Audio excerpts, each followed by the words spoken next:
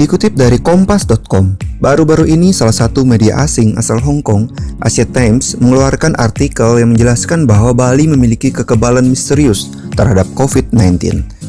Hal itu dikarenakan minimnya kasus positif dan korban meninggal di Pulau Dewata yang diakibatkan oleh virus corona. Dalam pemberitaan Asia Times pada Selasa 14 April 2020 berjudul Bali's Mysterious Immunity to COVID-19, mereka mencantumkan salah satu kesaksian dari warga setempat. Saya juga merasa bingung karena ini tidak masuk akal, kata Rio Helmi, seorang blogger yang menuliskan kehidupan di sekitar kota Pegunungan Ubud. Sementara itu, menurut situs resmi gugus tugas percepatan penanganan COVID-19, covid19.go.id, kasus di Bali terkonfirmasi sebanyak 131 kasus. 36 dilaporkan sembuh, sementara korban jiwa akibat virus yang menyerang saluran pernapasan tersebut mencapai 3 orang, yang merupakan turis asing. Lantas, benarkah anggapan tersebut? Kepala Dinas Kesehatan Bali, Iketut Suarjaya mengatakan, pihaknya tidak bisa menjawab secara detail terkait hal tersebut. Pasalnya belum ada riset atau penelitian secara ilmiah terkait dengan kasus COVID-19 di Bali. Saya tidak berkomentar untuk itu, bukan ranah saya untuk menjawab. Kalau hanya asumsi atau opini, saya nggak berani, kata Ketut saat dihubungi oleh Kompas.com, Sabtu 18 April 2020.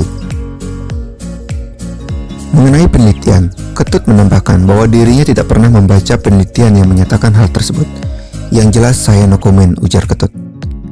Dihubungi terpisah, epidemiolog Indonesia, kandidat doktor dari Griffith University Australia, Diki Budiman, mengatakan dalam sejarah pandemi yang menimpa manusia, sejauh ini tidak ada bukti atau riset yang menyatakan satu golongan atau ras tertentu akan terlindung dari suatu pandemi. Definisi pandemi itu sendiri mengartikan bahwa semua manusia di dunia akan memiliki potensi terkena penyakit COVID-19, kata Diki kepada Kompas.com, Sabtu 18 April 2020. Menurut dia, tentu saja terdapat faktor lain yang berpengaruh, misalnya personal hygiene, akses ke fasilitas kesehatan, dan lain sebagainya. Terlebih masalah yang terjadi di banyak wilayah di Indonesia dan termasuk Bali adalah cakupan tes yang belum bersifat masif dan agresif. Padahal tes inilah yang sangat berperan penting dalam mendeteksi kasus COVID-19, sekaligus memiliki banyak manfaat selain mencegah penularan dengan isolasi, terang dia. Selain itu, kata dia, juga akan mencegah terjadinya kematian akibat keterlambatan diagnosis dan kesakitan parah yang akan membebani rumah sakit. Tes tersebut juga akan menjawab bagaimana posisi atau keadaan infeksi virus corona di suatu wilayah. Artinya, dalam kasus Bali, dapat menjawab misteri atau pertanyaan terkait paparan kasus COVID-19 yang telah atau sedang terjadi, kata dia. Menurut Diki, sejauh ini, Bali tercatat menjadi tempat transit beberapa kasus yang terbukti positif setelah kembali ke negara asalnya. Dengan kata lain, potensi adanya penularan lokal sebenarnya sudah terjadi di Bali.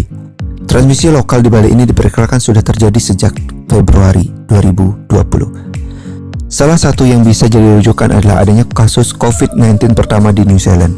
Seorang wanita usia 60 tahun yang datang dari Iran dan sempat transit di Bali sebelum kembali ke New Zealand, jelas dia.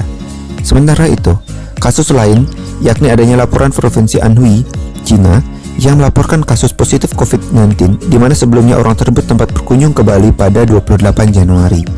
Artinya, Bali dengan komposisi penduduk usia dewasa, muda yang dominan dan saat ini sudah dalam tahap menikmati bonus demografi, maka kemungkinan kasus asimptomatik COVID-19 diperkirakan sudah banyak terjadi.